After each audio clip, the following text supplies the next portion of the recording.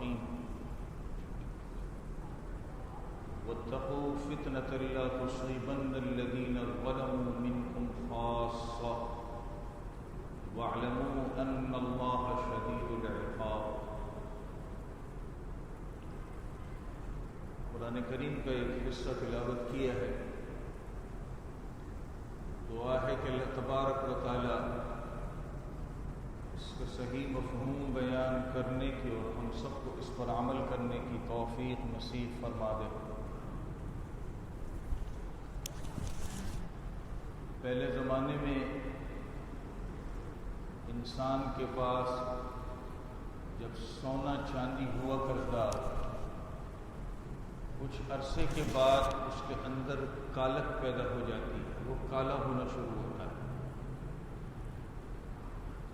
اس زمانے میں لوگ اس سونے اور چاندی کو آگ کے اوپر تپایا کرتے تھے، گرم کرتے تھے، جس کی وجہ سے اس کے اندر کی کالک اور سیاہی یہ نکل جایا کرتی تھی۔ عربی زبان کے اندر اس عمل کو فتنہ کہتے ہیں۔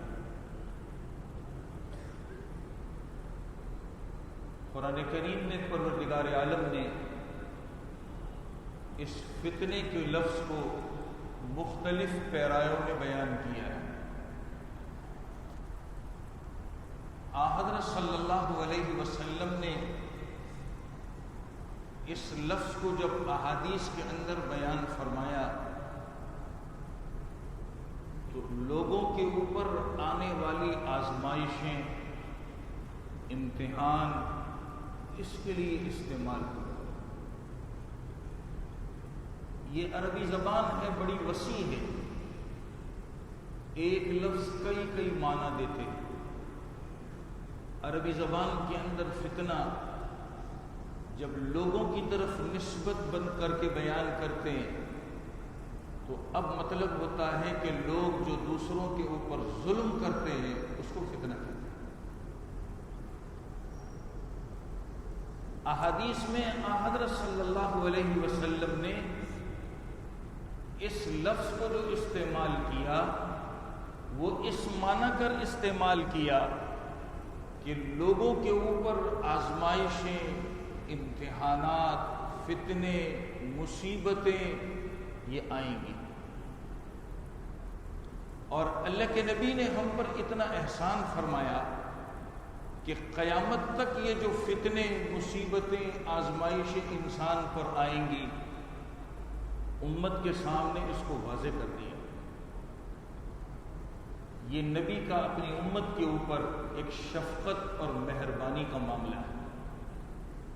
ایک ڈاکٹر اپنے مریض کو مستقبل میں جو اس کو خطرات پیش آنے والے ہیں اس کو پہلے آگاہ کرتا ہے، اس سے بچو، اس سے بچو، یہ کرو۔ اسے پتہ ہوتا ہے کہ اس بیماری کے اندر یہ بیماری آگے کتنی بڑھے گی، تو انسان ڈاکٹر کو اپنا محسن سمجھتا ہے کہ اس نے مجھے پہلے آگاہی دے دی کہ یہ چیزیں آ سکتی ہیں۔ ہمارے سب سے بڑے محسن حضور اکرم صلی اللہ علیہ وسلم ہیں کہ آپ نے قیامت تک آنے والی آزمائشوں کو ہمیں بیان کر دی، اور صحابہ نے اس کو یاد کیا۔ یہ ہمارے دوسرے محسن ہیں اور ہم تک یہ ساری باتیں پہنچائیں۔ اگر صحابہ یہ باتیں ہم تک نہ پہنچاتے تو ہمیں نہ معلوم ہوتا، نہ ان چیزوں سے ہم بچ سکتے تھے۔ اور اس بارے میں سب سے بڑے جو علم رکھنے والے صحابی ہیں وہ حضرت حذیفہ رضی اللہ تعالی عنہ۔ اسی لیے صحابہ میں آپ صاحب سر رسول اللہ صلی اللہ علیہ وسلم سے مشہور تھے کہ آپ نبی کے رازدار صحابی ہیں۔ ایک روایت میں آتا ہے، حضرت حذیفہ رضی اللہ تعالیٰ خود فرماتے ہیں کہ ایک دن رسول اللہ صلی اللہ علیہ وسلم ہمارے درمیان ایسے کھڑے ہوئے جیسے کہ واعظ و نصیحت کے لیے کوئی کھڑا ہوتا ہے، اور آپ نے ہمیں بہت ساری چیزیں بیان فرمائی، پھر خود فرماتے ہیں کہ آپ کی بیان کی ہوئی چیزیں یاد کرنے والوں نے یاد کر لی اور یاد رکھی، اور جو بھولنے والے تھے وہ بھول گئے۔ حضرت حذیفہ رضی اللہ تعالیٰ عنہ فرماتے ہیں، میں یہ حدیث اپنے الفاظ میں بیان کر رہا ہوں تاکہ سمجھ آ جائے، اگر ان باتوں میں سے کوئی بات میں بھول جاتا تو جس وقت یہ کام ہو رہا ہوتا تو فوراً مجھے یاد آ جاتا کہ نبی نے اس کے بارے میں یہ فرمایا۔ انسان ہے، بھول جاتا ہے آدمی، وہ خود فرماتے ہیں کہ جب میں اگر کسی چیز کو بھول جاتا اور وہ بات ہونے لگتی، وہ کام ہونے لگتا، تو مجھے وہ یاد آ جاتا کہ نبی نے اس کے بارے میں یہ فرمایا ہے۔ اس کی مثال دی انہوں نے۔ حضرت حذیفہ فرماتے ہیں جیسے کوئی انسان بہت عرصے کے لیے ہم سے دور ہو جائے، غائب ہو جائے، تو ہم بھی اسے بھول جاتے ہیں، ہمارے ذہن میں نہیں رہتا، لیکن جیسے اس کا چہرہ دیکھ لیتے ہیں تو اس کی شخصیت ہمارے سامنے بالکل واضح ہو جاتی ہے۔ کہا یہی حال نبی نے جو ہمیں باتیں بیان فرمائی تھیں اس کا ہے۔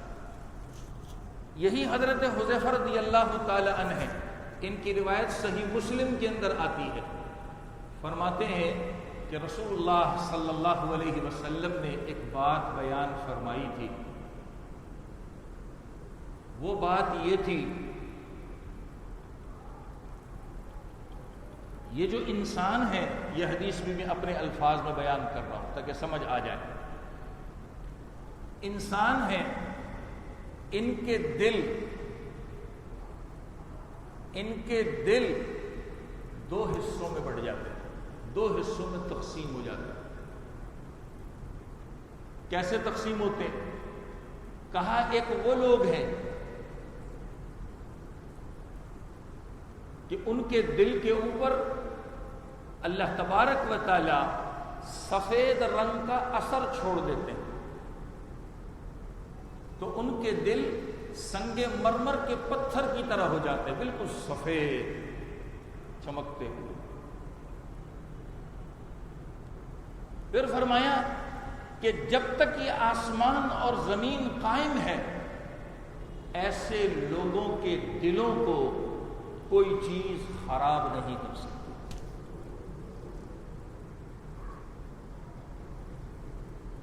پھر فرمایا دوسری قسم کا دل وہ ہے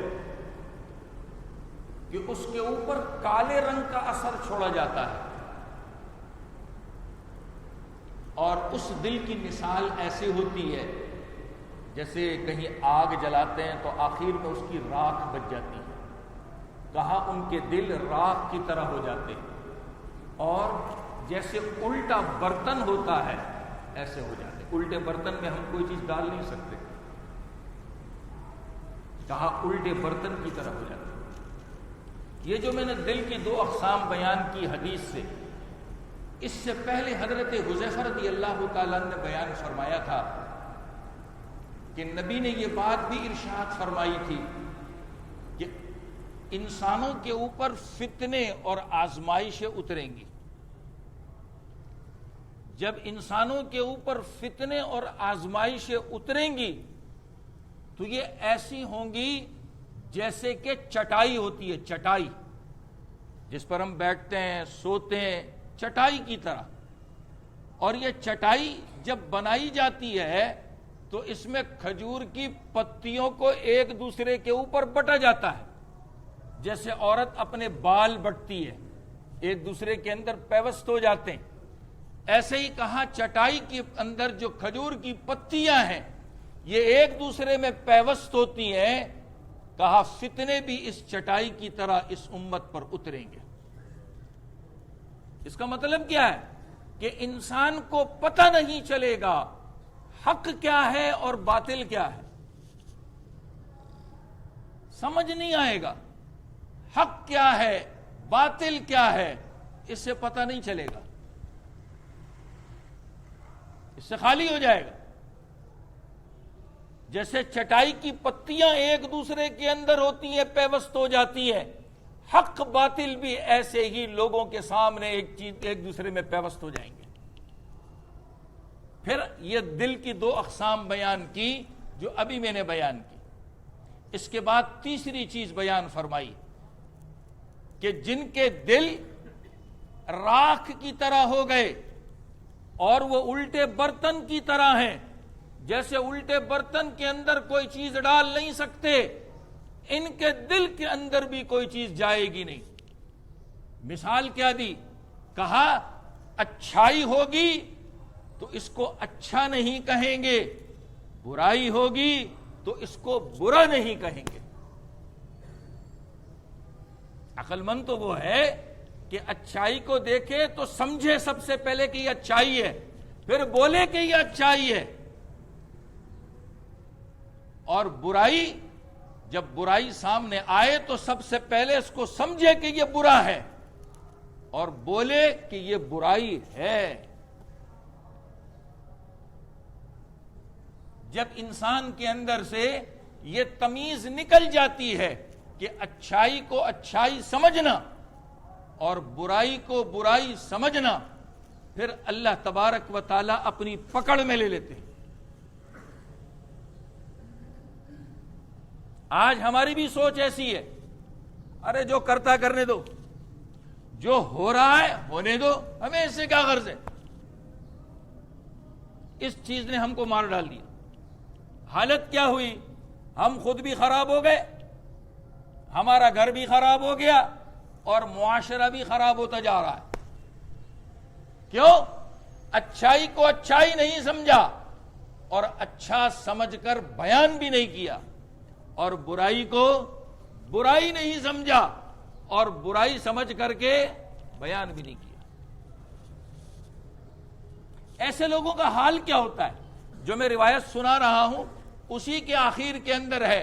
حضرت حذیفہ رضی اللہ تعالیٰ عنہ فرماتے ہیں کہ پھر ان لوگوں کا حال یہ ہے، بس جو دل کے اندر آیا وہ وہی سب کچھ ہے۔ جو دل کے اندر آیا بس وہی سب کچھ ہے، اس کے علاوہ کچھ نہیں ہے۔ آج ہمارا بھی حال ایسا ہے کہ نہیں ہے؟ ہم بھی ماشاءاللہ دین کی بات سنتے ہیں، دین کی بات پڑھتے ہیں، اور پہلے سے بھی سنے پڑھے آئے ہیں، سمجھتے بھی ہیں کہ یہ اچھائی ہے یہ برائی ہے، لیکن اس کے باوجود ایسا معلوم ہوتا ہے کہ ہمارے ہاتھ پاؤں کسی نے باندھ دیے ہیں، اب ہم نے آنکھیں بند کر لی۔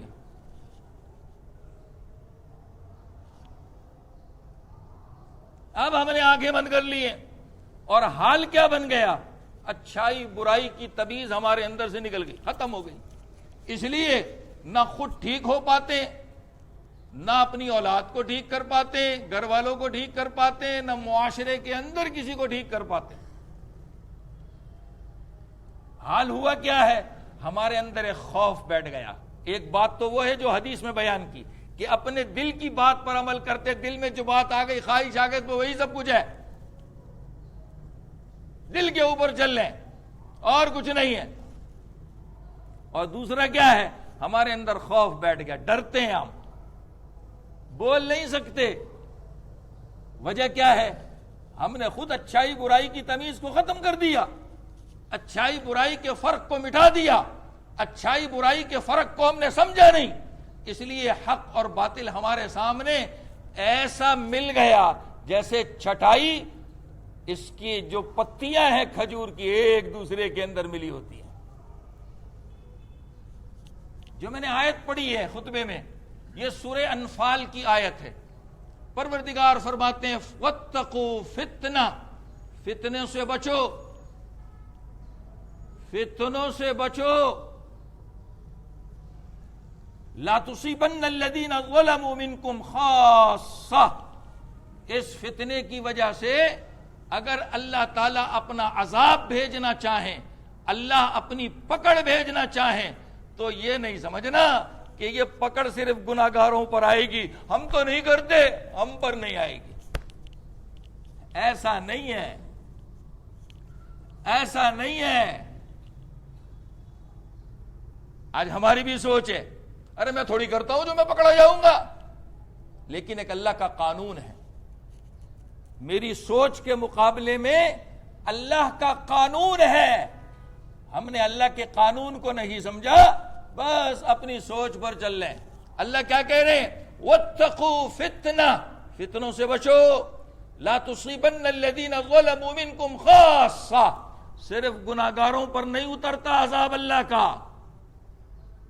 ان پر بھی اترتا ہے جو سمجھتے ہیں میں نے تو یہ جرم نہیں کیا، میں نے تو یہ گناہ نہیں کیا، میں تو اس میں مبتلا نہیں ہوں، میں اس کو نہیں کرتا، پھر سب کو اللہ تعالیٰ گھسیٹتا ہے عذاب میں، چاہے وہ ظلم کرے، وہ گناہ کرے یا نہ کرے، آسمانی عذاب جب اترتا ہے تو پکڑتا سب کو ہے۔ اس کی مثال امام بیہقی رحمہ اللہ نے شعب الایمان کے اندر ایک حدیث نقل کی ہے، یہ آیت انشاءاللہ اس سے سمجھ آ جائے گی۔ راوی ہے حضرت جابر رضی اللہ تعالیٰ عنہ، فرماتے ہیں کہ رسول کریم صلی اللہ علیہ وسلم نے فرمایا کہ پروردگار نے ایک علاقے پر عذاب اتارنے کا فیصلہ کیا، اس پر عذاب لے آؤ۔ عذاب والا فرشتہ جب اس جگہ پر آیا، دیکھا اس میں ایک اللہ کا ولی ہے، اللہ کا بندہ ہے، یہ فرشتہ اللہ کے پاس واپس جاتا ہے۔ حدیث میں کیا میں بتاتا ہوں، فرشتہ جا کر کہتا پروردگار اس بستی کے اندر تو ایک تیرا نیک بندہ ایسا بھی ہے جس نے پلک جھپک کے برابر بھی تیری نافرمانی نہیں کی، اس کا کیا کریں؟ آپ کے تو عذاب کے اتارنے کا فیصلہ ہو چکا ہے، اس بستی کے اندر وہ بندہ بھی ہے جس نے پلک جھپک کے برابر بھی آپ کی نافرمانی نہیں کی ہے۔ اللہ نے فرمایا اس کے اوپر بھی عذاب لاؤ اور دوسروں کے اوپر بھی لے کے آؤ۔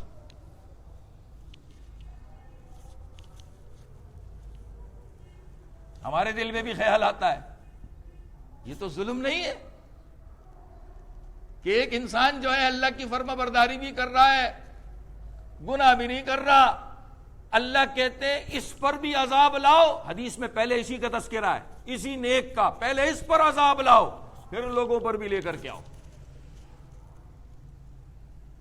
یہ ظلم نہیں ہے۔ کیوں ظلم نہیں ہے؟ اس حدیث کے آخر میں اس کی وجہ بتائی۔ کیا وجہ بتائی؟ اللہ کرے کہ ہم سب کے دل کے اندر یہ بات پیدا ہو جائے، اتر جائے، ہم سمجھ جائیں اس کو۔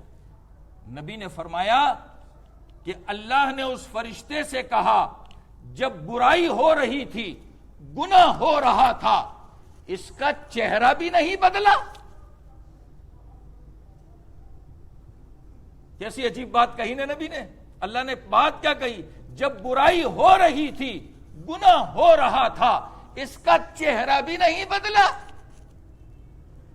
یہ برائی ہو رہی ہے، یہ اللہ کی نافرمانی ہو رہی ہے۔ آج ہمارا حال بھی ایسا ہے، ہم آنکھیں بند کر لیتے ہیں، ہم سمجھتے ہیں میں تو نماز پڑھ رہا ہوں، قرآن پڑھ رہا ہوں، تسبیح پڑھ رہا ہوں، میں یہ جرم نہیں کر رہا، یہ گناہ نہیں کر رہا، اس سے کیا ہوگا؟ اب اس چکر میں یہ اچھی بات ہے کہ یہ مجھ سے گناہ نہیں ہو رہا، لیکن میرے سامنے جو ہو رہا ہے، میری اپنی اولاد کرتی ہے، میرے اپنے گھر کے فرد کرتے ہیں، میں ان کو روک بھی تو نہیں سکتا۔ آج ماں باپ ہتھیار ڈال دیتے ہیں، کیا کہتے ہیں؟ اجی سمجھتے ہی نہیں ہیں کیا کریں۔ 2-4 دن پہلے ایک صاحب میرے پاس آئے اپنے بچے کی تعلیم کے سلسلے میں، کچھ مشورہ کر رہے تھے، کچھ بات کر رہے تھے، کہنے لگے بچے میں یہ میں نے کہا بچے کو موبائل سے دور کر دو۔ پتہ ہے انہوں نے کیا کہا؟ کہتا ہاں اب یہ کرنا پڑے گا۔ تو کیا پہلے تجھے پتہ نہیں تھا؟ پہلے تجھے پتہ نہیں تھا؟ کیا کہتے ہیں؟ اب یہ کرنا پڑے گا۔ اور اس کے بعد جو اس نے بات کہی، بخدا میری قدرت میں ہوتا تو میں اس باپ کا سر پھاڑ دیتا۔ کیا کہنے لگا؟ کہتا ہے یہ بچے کے امتحان کا زمانہ آ رہا ہے، اتنے دن میں اس سے موبائل چھین لوں گا، باقی پھر دے دوں گا۔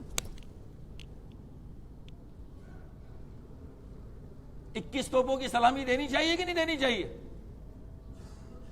21 توپوں کی سلامی اس باپ کو دینی چاہیے کہ نہیں دینی چاہیے؟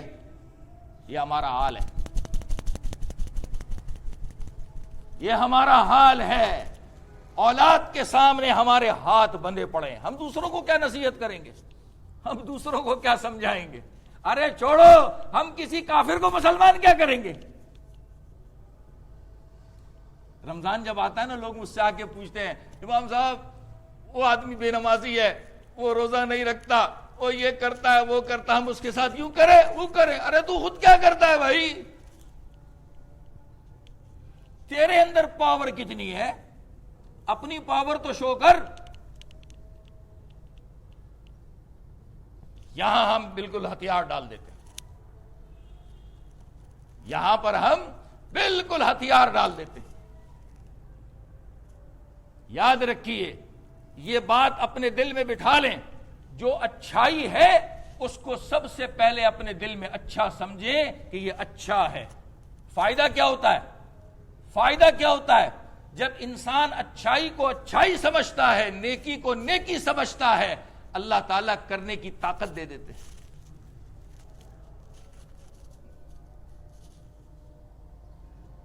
اور جب برائی کو برا سمجھتا ہے تو اللہ تعالیٰ اس سے بچنے کی توفیق دے دیتے ہیں۔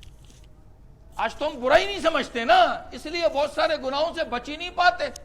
میں اس کی موٹی سی مثال دیتا ہوں اور اکثر دیتا ہوں، آپ اس میں مجھے پاگل سمجھیں یا کچھ بھی سمجھیں۔ ایک انسان اپنے دل میں یہ بٹھا لے کہ میں مسجد میں داخل ہوا نماز پڑھنے کے لیے، میرے اللہ کا محترم گھر ہے، عزت والا گھر ہے، یہ میری پناہ گاہ ہے، میں اپنے عمل سے اللہ کے محترم گھر کی عزت کو پامال نہیں کروں گا، اس کی عزت برقرار رکھوں گا، تو مسجد میں آ کے کبھی گناہ کرے گا؟ کرے گا؟ کبھی بھی نہیں کرے گا۔ لیکن جب میں اللہ کے گھر کی عزت کو ہی سامنے لے کے نہ ہوں، اللہ کے گھر کی عزت کو سامنے نہ رکھوں، تو پھر مسجد میں بیٹھ کر فیس بک بھی کھیلتا ہوں، واٹس ایپ بھی کھیلتا ہوں، سب کچھ کھیلتا ہوں۔ ہے کہ نہیں؟ ہم نے اللہ کے گھر کے احترام کو ختم کر دیا۔ ارے اس کو چھوڑیں، ہم نے نماز کے احترام کو ختم کر دیا۔ نمازی، نماز پڑھنے والا اللہ کے یہاں کتنا محترم انسان ہے، اس کی عزت کو ہم نے ختم کر دیا۔ کیوں؟ برائی کو برائی نہیں سمجھتے، برائی کو برائی نہیں سمجھتے، اس لیے ہم مسجد کے اندر بیٹھ کر کے گناہ بھی کرتے ہیں۔ سوچئے، آج سے 5-10 سال پہلے ہمارے دماغوں میں ایسا تصور تھا؟ کسی کے منہ سے اچانک کوئی گالی والے الفاظ بھی مسجد میں نکل جاتے، اس کو ہم کافر بنا دیتے تھے، ہے کہ نہیں ایسا؟ اور آج حال کیا ہے؟ خود سب کافروں والے کام کر رہے ہیں، تب بھی مسلمان ہیں، ہے کہ نہیں ایسا؟ یہ ہماری حالت کیوں بدلتی جا رہی ہے؟ یہ ہمارا امتحان ہے، ہمارا امتحان ہے کہ ہم اچھائی کو اچھائی سمجھتے ہیں کہ نہیں سمجھتے، برائی کو برائی سمجھتے ہیں کہ نہیں سمجھتے۔ جس دن یہ سمجھنے لگ گئے اچھائی کو اچھائی، تو اللہ نیکی کی توفیق دیں گے، اور جب برائی کو ہم برا سمجھیں گے تو اللہ اس جرم سے، گناہ سے انشاءاللہ ہم کو بچا لیں گے۔ ورنہ ہمارا حال کیا ہے؟ یہ آج جو آزمائشیں، فتنے ہمارے اندر پھوٹ رہے ہیں، یہ اپنے اندر ایک کشش رکھتے ہیں، ایک کشش رکھتے ہیں۔ مقناطیس ہوتا ہے، اس کے اندر کشش ہوتی ہے، وہ اپنے جیسے لوہے کو اور چیز کو کھینچتا ہے۔ فتنہ بھی ایسا ہی ہے، یہ بھی کھینچتا ہے۔ فتنہ ایک وبائی بیماری کی طرح ہے۔ ابھی ہم کورونا سے گزرے کہ نہیں گزرے؟ وبائی مرض تھا، ڈرتے تھے کہ اس سے میرے اندر منتقل ہوگا، میرے سے اس کے اندر منتقل ہوگا۔ یہ فتنہ بھی ایسے ہی وبائی بیماری ہے، لیکن ہم نے اس کو بیماری نہیں سمجھا، ہم نے اس کو برائی نہیں سمجھا، اس لیے ایک دوسرے کے اندر یہ چیزیں منتقل ہو رہی ہیں۔ آج حال کیا ہے؟ بس میرے دل میں جو بات بیٹھی ہے میں نے اسی کو پکڑ لیا ہے، وہی سب کچھ ہے۔ جب میں اسی کو سب کچھ سمجھتا ہوں تو اب میرے اندر سے حق نکل جاتا ہے، برائی بیٹھ جاتی ہے۔ میں اس کی مثال پہلے بھی دے چکا ہوں، آج بھی دیتا ہوں۔ پہلے ہمارے اندر تھوڑی سی کوئی دین کی بات ہوتی، نماز کی غلطی ہو گئی، وضو کی غلطی ہو گئی، کسی اور چیز کی غلطی ہو گئی، ہم ڈر جاتے تھے۔ کیا سوچتے تھے؟ ارے امام صاحب سے پوچھنا ہے کہ نہیں، امام صاحب سے معلوم کرنا ہے، یا غلطی نہ ہو، گناہ نہ ہو جائے۔ اب کیا سوچے؟ ارے گوگل ہے نا میرے پاس، سب اس میں دیکھ لوں گا۔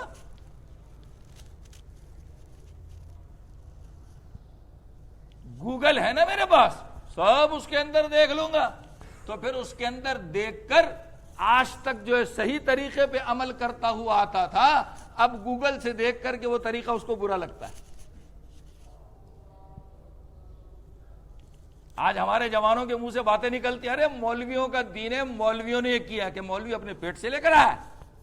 کیا مولوی کے کندھے اتنے ہلکے ہو گئے کہ پوری امت کے گناہ اپنے کندھوں پر لے کر جائے گا؟ دین مولوی کا نہیں ہے، اللہ رسول کا دین ہے۔ احسان سمجھو کہ یہ بتانے والے بتا دیتے ہیں، احسان سمجھو، احسان مانو کہ یہ بتانے والے بتا دیتے ہیں۔ اگر یہ بھی نہ بتاتے تو ہمارا حال کیا ہوتا؟ ہمارا حال کیا ہوتا؟ ہم اس چکروں میں پڑ گئے، اور یہی وجہ ہے کہ آج ہمارے اندر سے سچائی اور برائی اس کی تمیز ختم ہو چکی ہے۔ آج وہ وقت ہے کہ اپنا تعلق گوگل سے ہٹا کر اپنے مسجد کے امام سے جوڑو، اس کے پیچھے نماز پڑھتے ہو اس سے جوڑو، اس کے ساتھ اٹھنا بیٹھنا ملنا جلنا رکھو، اپنے دل کے دکھڑے اس کو سناؤ، دیکھو مسائل کیسے حل ہوتے ہیں۔ ہم جن چکروں میں پڑے ہوئے ہیں اس سے ہم گمراہ ہو رہے ہیں اور کچھ بھی نہیں ہو رہے۔ یہ مت سمجھیے کہ میں نماز پڑھتا ہوں، تسبیح پڑھتا ہوں، قرآن پڑھتا ہوں، بچ جاؤں گا۔ میں نے آیت سنا دی، اللہ فرماتے ہیں فتنوں سے بچو۔ جب پروردگار کا عذاب اترتا ہے تو صرف گناہگاروں پر نہیں اترتا، سب پر اترتا ہے، سب پر اترتا ہے۔ جو جرم کے اندر مبتلا ہیں ان کے جرم کی وجہ سے، اور جو اس میں مبتلا نہیں ہے انہوں نے دوسروں کو روکا نہیں، اللہ ان کو بھی پکڑ لیتے۔ کیوں نہیں روکا ان کو؟ اس برائی کو تم نے برا کیوں نہیں سمجھا؟ جب انسان اس کو برا نہیں سمجھتا پھر اللہ تعالیٰ کی پکڑ آ جاتی ہے۔ اللہ تعالیٰ ہمیں بھی حق اور سچ کے پہچان کی توفیق دے دے اور صحیح چیز پر ہم کو عمل کرنے والا بنا دے۔ ابھی لائٹ